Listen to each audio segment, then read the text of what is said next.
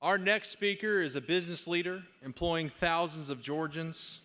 He was a captain on one of UGA's championship winning teams. And he's a key legislative partner. Is that for the Bulldogs? Go Dogs. Oh man, how about that game? Woo, go Dogs.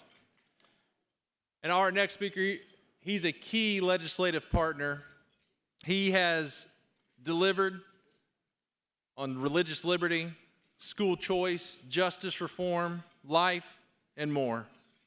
We're honored to call him a friend, and he's a fighter. You can ask some of our House members, some of our state House members, how the session ended. He's a fighter. Please join me in welcoming candidate for governor, our Lieutenant Governor, Burt Jones.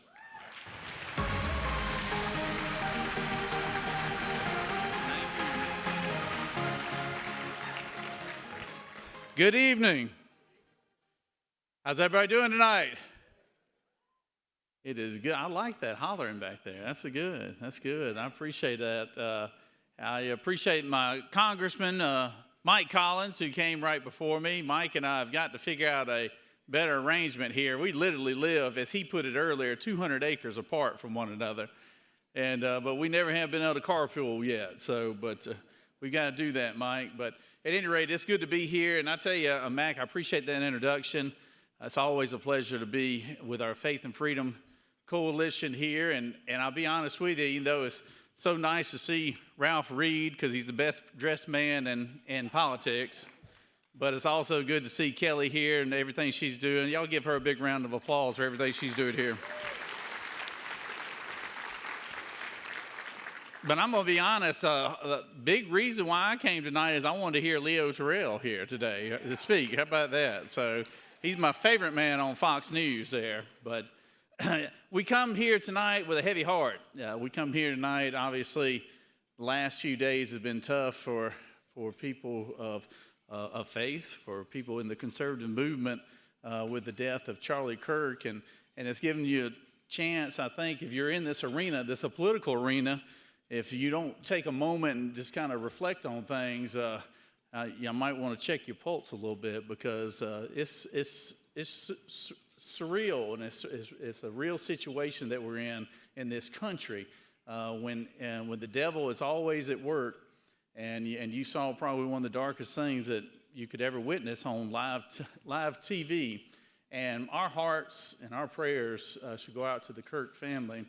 And I can tell you right now, I had a conversation, couldn't believe, I don't think anybody had a real grasp of the reach that Turning Point had for the conservative movement here.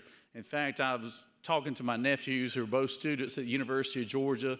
They were big Charlie Kirk fans. Even my 13-year-old, who's just in the 7th grade, he was a big Charlie Kirk fan. And he even asked me over the weekend, he said, Daddy, are you in danger?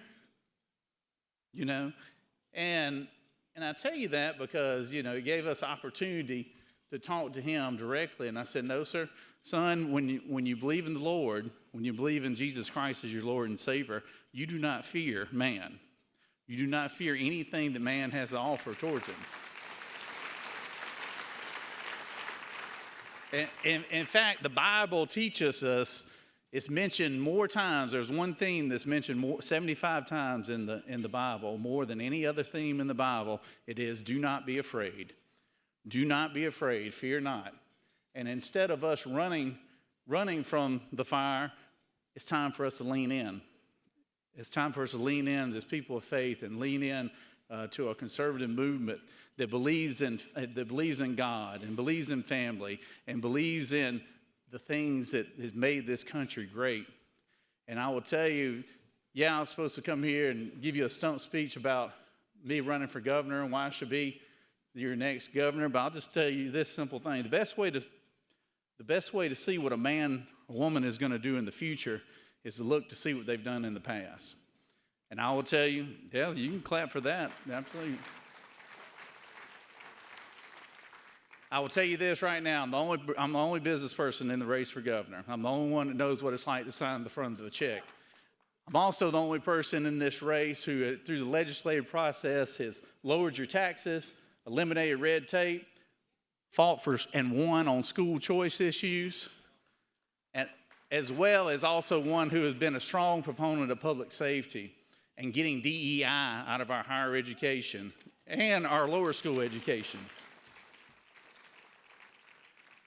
And if I'm given the opportunity to be your next governor, I will deliver on more of those things and more, because we do need to have a full-scale school choice issue. We do need to eliminate our state income tax. We do need to back our men and women in law enforcement on a daily basis. And at the end of the day, the reason why President Trump has endorsed me for the candidate for governor, because he knows I'm the strongest candidate in this race. And he knows I give us the best opportunity to make this state stay red in the next election cycle. Because if we don't elect strong people at the governor's office or in the U.S. Senate race, then we have a chance of losing this state. And I cannot look at my children or look at the next generation and say I didn't do everything that was in my power to keep that from happening. God bless y'all. Thank y'all for doing this, and I appreciate being here tonight. Thank you.